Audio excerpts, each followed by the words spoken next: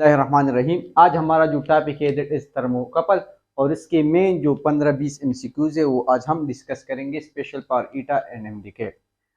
छोटा सा टॉपिक है और इससे एक एमसीक्यू जो है वो कंफर्म होता है ईटा और एमडीके टेस्ट में। So what is thermocouple? So ये जो थर्मोकपल है हमारे पास, ये हमारे पास बेस्ड है सीबेक इफेक्ट पर।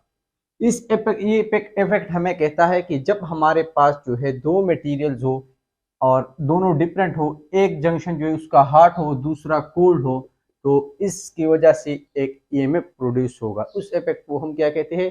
Seebeck effect. और इस इफेक्ट के बेस पर ये हमारे पास एक डिवाइस है जिसको हम कहते हैं थर्मोकपल, ये बेस्ड है। तो थर्मोकपल में हमारे पास क्या होती है? बेसिकली इसमें हमारे पास दो मटेरियल्स होती है। सपोज ये हमारे पास है कॉपर और ये मेरे पास दूसरा मटेरियल है आयरन। इसकी एक जंक्शन को अगर मैं कोल्ड रखूँ और दूसरी को मैं हॉट रख लूँ तो क्या होगा? यहाँ पर मेरे पास जो है ईएमएफ प्रोड्यूस होगा, वोल्टेज प्रोड्यूस होगी हमारे पास। और इस इफेक्ट को हम कहते हैं सीबेक इफेक्ट। और इस डिवाइस को हम क्या कहते हैं? इसको हम कहते हैं थर्मोकपल। सही है। इसके अलावा ये जो ईएमएफ प्रोड्यूस हो रहा है इसको हम कहते हैं थर्मो इलेक्ट्रिक ईएमएफ। और जो करंट प्रोड्यूस हो रही है उसको हम कहते हैं क्या? इसको हम कहते हैं थर्मो इलेक्ट्रिक करंट। फर्दर ये जो थर्मोकपल है इसको हम यूज कर सकते हैं as a temperature sensor. Reason हमारे पास ये है कि हम इस थर्मोकपल को लेंगे, उसको नॉर्मल टेम्परेचर पर रखेंगे। सपोज ये मेरे पास एक रूम है और यहाँ पर मेरे पास थर्मोकपल लगा हुआ है। तो जैसी ही आग लगेगी या हमारे पास टेम्परेचर इंक्रीज होगा तो इस हॉट जंक्शन का टेम्परेचर हमारे पास क्या होगा? राइज होगा। और जैसे ही टेम्परेचर राइज होगी हमारे पास ईएमएफ प्रोड्यूस होगी और वो हमें शो करेगी कि हमारे पास जो है टेम्परेचर इंक्रीज हुआ है। अब इस थर्मोकपल में जो है हमारे पास डायरेक्टली जो हीट एनर्जी होती है वो कन्वर्ट हो जाती है इनटू इलेक्ट्रिकल एनर्जी। सो एमसीक्यूज में अगर पूछे कि हमारे पास हीट एनर्जी इलेक्ट्रिकल एनर्जी में किस डिवाइस पर कन्वर्ट होती है, तो वो हमारे पास थर्मोकपल में होती है। थर्मोकपल क्या करती है? वो हमारे पास हीट एनर्जी को इलेक्ट्रिकल एनर्जी में कन्वर्ट करती है। इसके अलावा हमारे पास एक इफेक्ट है जिसको हम कहते हैं पेल्टियर इफेक्ट। पेल्टियर इफेक्ट हमारे पास क्या है? ये जो जंक्शन है हमारे पास हॉट या कोल्ड, इस जंक्शन पर जो है हमारे पास हीट एब्जॉर्ब होगी या इवॉल्व होगी। हीट एब्जॉर्ब होती है या इवॉल्व होती है।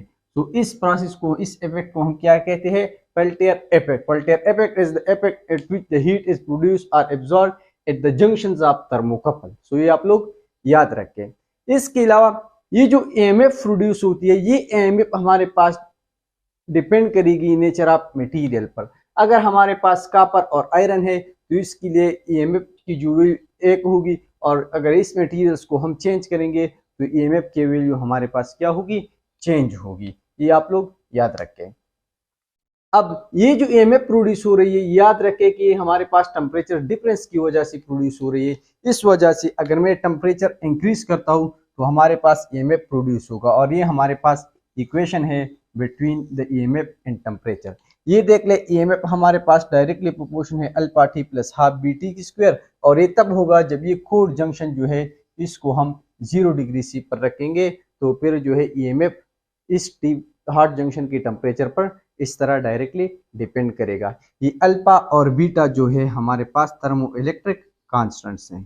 Thermo electric constants.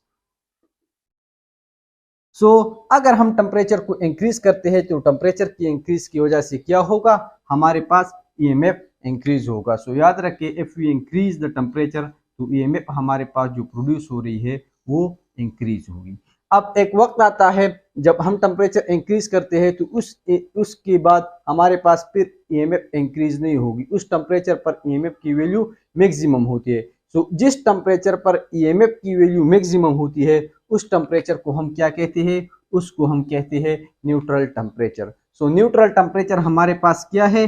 Neutral temperature हमारे पास वो टेम्परेचर है जिस पर ईएमएफ की वैल्यू हमारे पास जो है वो मैक्सिमम होती है। सो जिस टेम्परेचर पर ईएमएफ की वैल्यू मैक्सिमम होगी वो हमारे पास क्या होगी?